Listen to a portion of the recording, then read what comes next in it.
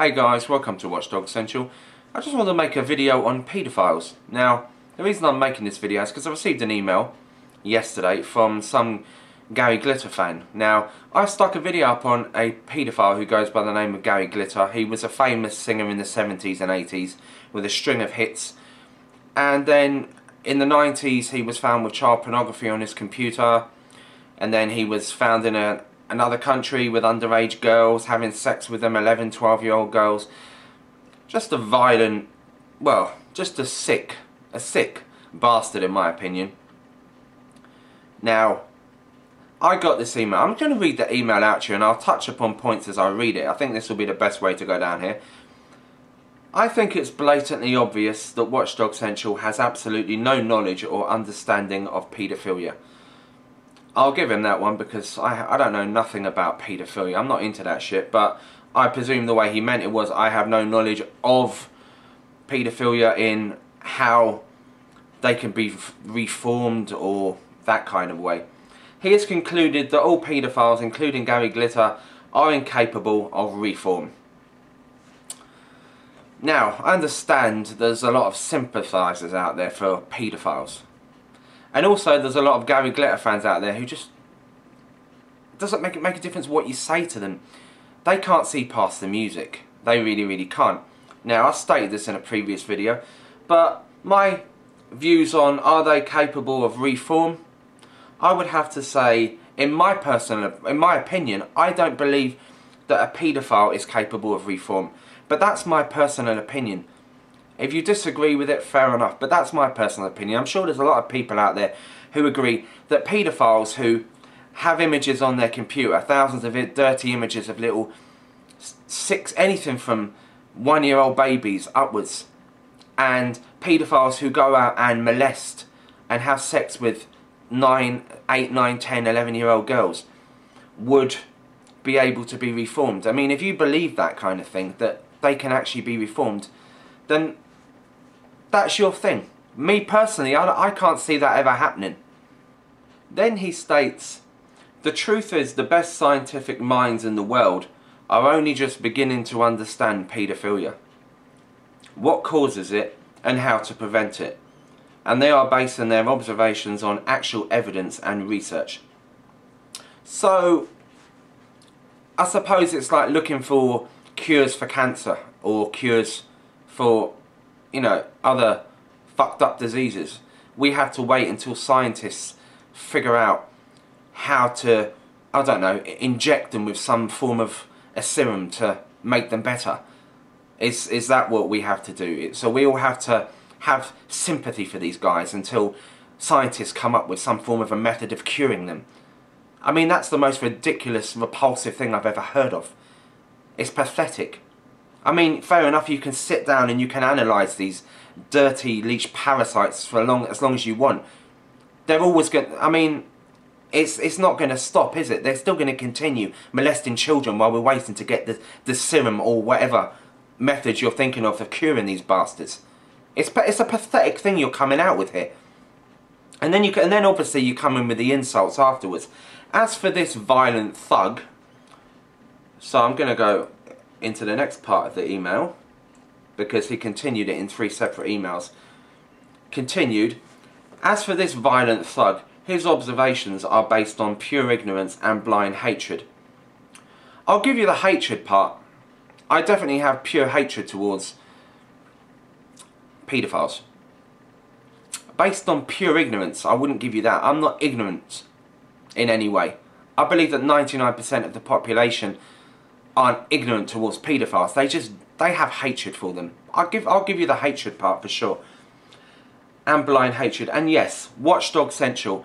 I'm sorry, I don't understand why you had to clarify my name in this comment, Watchdog Central. I mean, it's on my channel page, on my video.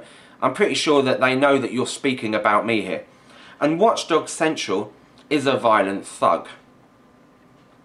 Anyone who feels the urge to batter to death another human being, to take the law into their own hands, can be described in no other way.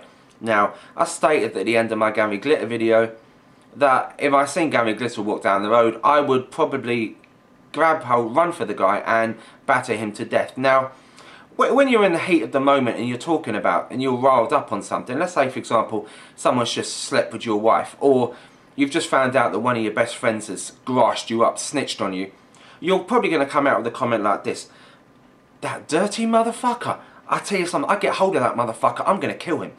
This is how I was at the end of my video, so don't take offence to me saying that I'd batter him. I mean batter him to death. I probably would, I wouldn't batter anybody to death. I'm not that kind of a person. I don't believe in killing people. But I do believe in torturing people and fucking them up. And I would fuck a paedophile up if I seen one walking down the road. But that's me. You know? I grew up in a housing estate, and there was some guy living down below us. And this guy in purpose, he was a child molester. And he actually abused a child who was living down the way from where I was on this housing estate. And he was so nice. Yeah, he was nice.